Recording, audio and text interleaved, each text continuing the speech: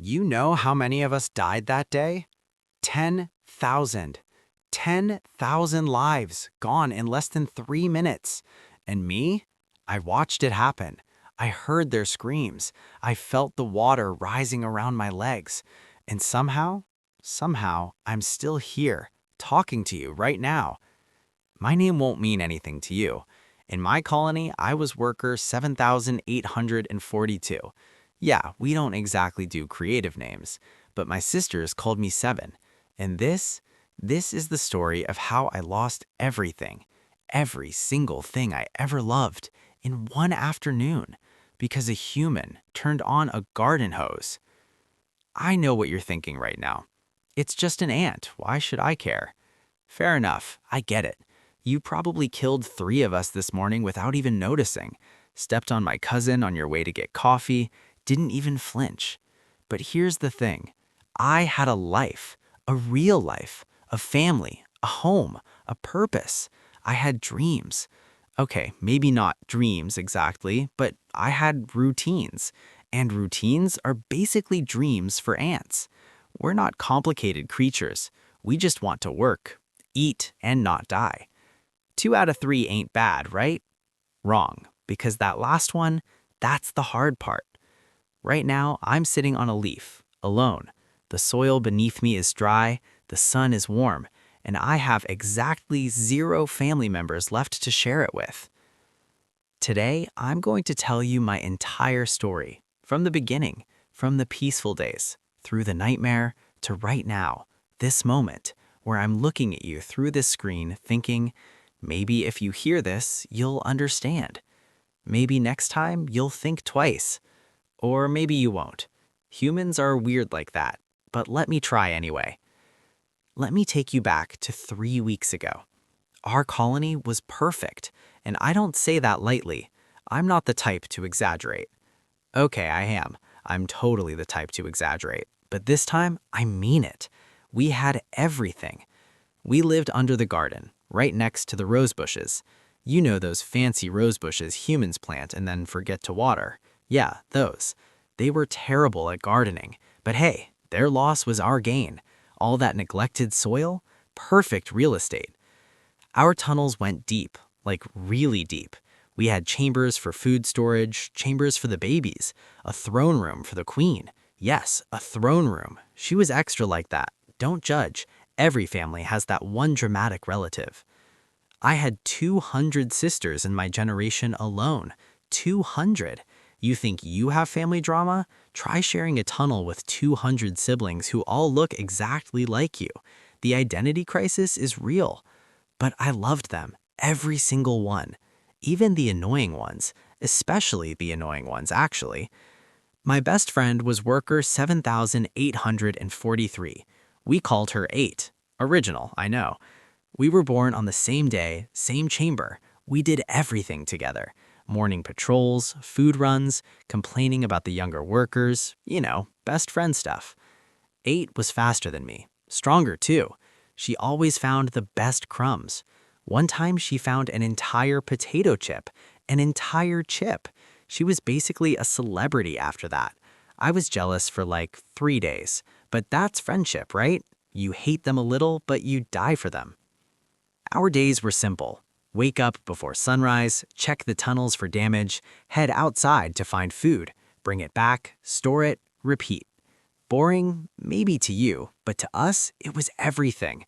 Routine is safety. Routine is survival. Routine means tomorrow will be the same as today. We were wrong. We were so wrong. It was a Tuesday. I remember because Tuesdays were trash days. The big green bins would go out. The humans would throw away perfectly good food, and we would feast. Tuesdays were the best days. But here's the thing about the best days. They can turn into the worst days real fast. That morning started normal. I woke up, did my stretches. Yeah, ant stretch. 6 legs means 6 times the cramping. Don't skip leg day when you are legs. I met 8 at the main tunnel exit. She was excited, bouncing on her feet, which for an ant is a lot of bouncing. 6 feet, remember? Big haul today, she said. I can feel it. I laughed. You say that every Tuesday. She wasn't wrong. She had instincts, good instincts, the kind that kept you alive. But here's the thing about instincts. They can't predict everything. We headed out with a group of about 50 workers, standard formation, scouts in front, carriers in the middle, guards in the back. We'd done this 1,000 times. The sun was bright, too bright actually. I squinted. Ants don't have great vision. We rely on smell, touch, vibrations. But that day, even I could see how blue the sky was. Beautiful day for a disaster. We were about 20 steps from the entrance when I felt something. A vibration. Not a normal vibration. Not footsteps, not wind. Something heavier. I stopped. 8 stopped. Everyone stopped. You feel that? I whispered. 8's antennae twitched. Yeah, what is that? And then, the sound. Oh God, the sound. It started as a hiss, a soft, steady hiss, like air escaping from somewhere, like something building pressure. I turned around, looked back at our entrance, at our home, and that's when I saw it. Water. Not a drip, not a trickle, a flood. You ever seen a tsunami? Probably in movies, right? Giant wave coming to the shore, people running, screaming, buildings crumbling. Now imagine that, but you're 2 millimeters tall, and the tsunami is coming from a garden hose.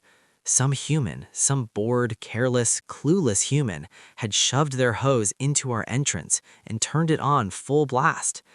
I don't know why. Maybe they saw ants in their kitchen. Maybe they Googled how to kill ant colony and found some DIY solution. Maybe they just didn't think. That's the worst part. They probably didn't even think about it. Just another chore, another problem to solve. Spray some water, move on with your day. But that water was death. I watched it happen in slow motion. I swear, time stopped. I could see every single droplet, every bubble of air being pushed out, every particle of soil being ripped apart. And the screams. I will never forget the screams. They came from inside, from the tunnels, from my sisters, my family, the babies, the queen, all of them, screaming, drowning. And me, I was just standing there, 20 steps away, unable to move, unable to breathe, unable to do anything except watch my entire world disappear. Run! It was 8. She grabbed my leg, pulled me backward. 7, run, now! I snapped out of it. My legs started moving. I didn't tell them to. They just moved. Survival instinct, I guess. The body knows what to do even when the mind has completely shut down. We ran, all of us, away from the entrance, away from the water, away from everything we'd ever known. But here's the thing about water. It doesn't care where you run. The ground beneath us was already getting wet. The water was spreading, seeping through the soil, surrounding us. I looked back, just for a second, and I saw them. Ants. Hundreds of ants, pouring out of emergency exits, covered in mud, some carrying eggs, some carrying bodies, some just stumbling, disoriented, already half drowned. "Keep moving," someone shouted. But where? Where do you go when your entire world is underwater? 8 was still next to me, running, panting, her legs moving faster than I'd ever seen. "The rock," she yelled. "The big rock, high ground." I knew which rock she meant. It was about 50 steps away, an old gray stone near the fence. We used to rest there during long foraging trips. It was elevated, safe, maybe. We ran, all of us, toward that rock, our only chance. But the water was faster. I felt it hit my back legs first. Cold, so cold. The shock made me stumble. I almost went down. "Don't stop," 8 screamed. I pushed harder, legs burning. Wait, do I have lungs? Whatever I breathed with was burning. 40 steps, 30, 20. The water was at my waist now. I couldn't run anymore. I was swimming, pushing, fighting. 10 steps. I could see the rock, could see other ants already climbing it, reaching down, pulling others up. 5 steps. And then I felt 8's grip slip. I turned around. She was gone. No, no, no, no. 8! I spun in the water, looking, searching, my antennae scanning desperately. Nothing. Just water, just dirt, just chaos. 8! Where are you? Someone grabbed me, pulled me toward the rock. You can't help her. Come on. No, my friend is... She's gone. Move. They dragged me onto that rock. 3 workers. They pulled me up by my legs while I screamed 8's name. I lay there, gasping, coughing up water, shaking. Around me, maybe 30 of us. That's it. 30 ants huddled on a rock while our home flooded below. And the water kept coming. I crawled to the edge, looked down. The entrance was completely submerged now, just bubbles rising, air escaping from tunnels that would never see sunlight again. 10,000 ants lived in that colony. 10,000! And I could count 30 survivors. I don't know how long I sat there. Could have been minutes, could have been hours. Time doesn't exist when your heart is broken. The human eventually turned off the hose. Just turned it off like nothing happened. I heard them laugh. Said something about that'll teach those little pests. Pests? We were pests to them. We were family to each other. You ever feel anger so deep it replaces your blood? That's how I felt.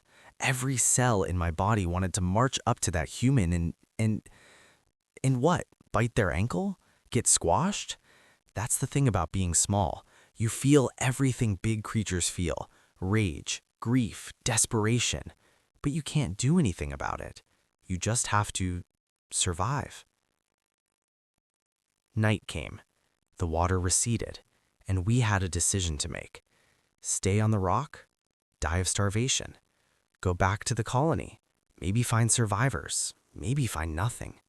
Go somewhere new? Start over? Alone? I voted to go back. I had to know, had to see. 3 others came with me. The rest stayed. Too scared, too tired. I didn't blame them.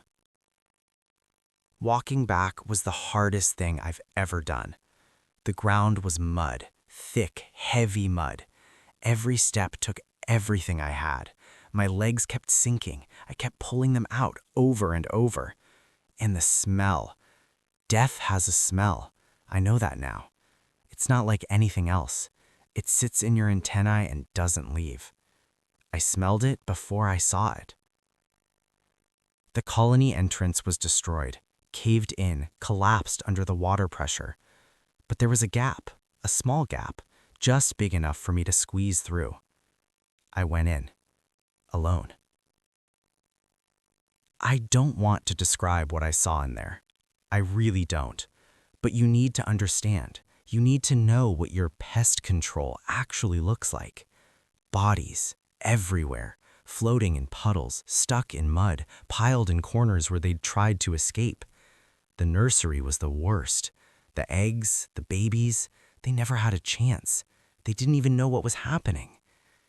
I found the queen in her chamber. She drowned trying to protect the larvae. Her body was curled around them. Even in death, she was a mother. I walked through every tunnel, every chamber, every corner of what used to be my home. I didn't find 8. I never found 8. Maybe the water carried her away. Maybe she's under a pile of debris somewhere. Maybe she made it out and I just didn't see her. I tell myself that sometimes, that she's alive, building a new life somewhere, finding potato chips, being a celebrity again. It helps me sleep. The sun rose the next day, because that's what the sun does. It doesn't care about your tragedy. It just rises. I emerged from the ruined colony, covered in mud, covered in the remains of my family. The 3 ants who'd come with me were waiting. They looked at my face and knew. Nobody said anything. What was there to say? We started walking, away from the garden, away from the rose bushes, away from everything. I didn't look back. You want to know what happened next? We found a new place, eventually. A crack in a concrete wall near a park. Small, safe, far from any hoses. There are 12 of us now. 12 survivors from a colony of 10,000. We're building again, slowly, carefully, always watching, always listening. I still have nightmares. Every night. I hear the water, hear the screams, hear 8 calling my name. I wake up gasping, checking for floods that aren't there. But here's the thing about survival. It changes you. I'm not the same ant I was 3 weeks ago. I can't be. That ant died in that flood. What's left is something else, something harder, something sadder, but something that refuses to quit. You know what my biggest lesson was from all of this? We're not that different, you and me. You have families, so do we. You have homes, so do we. You have friends you die for, so do we. The only difference? You're bigger. That's it. That's the only difference. And somehow that gives you the right to drown us, to spray us, to crush us without a second thought? I'm not asking you to love ants. I'm not even asking you to like us. I know we get into your kitchens. I know we're annoying. I get it. But next time you see a trail of us walking across your floor, just think about this. We might be going home, to our families, to our friends, to our 200 siblings and our dramatic queen and our best friend who finds potato chips. And you might be about to end all of that. For what? A minor inconvenience?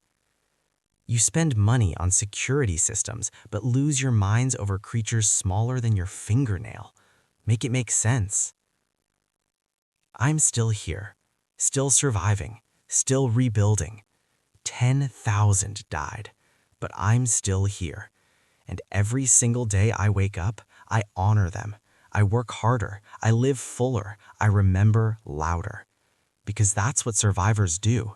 We carry the ones we lost. We tell their stories. We make sure they're not forgotten. 8, if you can hear me somehow, I'm sorry I couldn't save you. I'm sorry I let go. I think about you every single day. And I hope wherever you are, you found the biggest potato chip in existence. You deserve it. So that's my story. The story of how I lost everything and how I found the strength to keep going anyway. I know you're watching this on a device that probably has more bacteria than my entire body, just saying. And I know you might scroll past this and forget about me in 5 minutes. That's fine. You're human. You have your own problems, your own floods, your own family drama. But maybe, just maybe, a tiny part of this stays with you. And maybe the next time you reach for that hose, that spray, that slipper, you'll remember my voice. You'll remember Worker 7842. You'll remember 7. Thank you for listening. Seriously, most humans wouldn't sit through a story told by an ant, but you did, and that means something. You are one of the good ones, I can tell. Now go hug your family. Tell them you love them, because you never know when the flood comes. Trust me on that. This was my story, but it's not the only one. Next time, another story from another creature, another life that almost ended because a human didn't think twice. Stay tuned, stay humble, stay kind, and for the love of everything, stop flooding our homes. We're just trying to live, just like you. Goodbye for now, and remember, we're everywhere. We're watching, and we're taking notes. Just kidding. Or am I?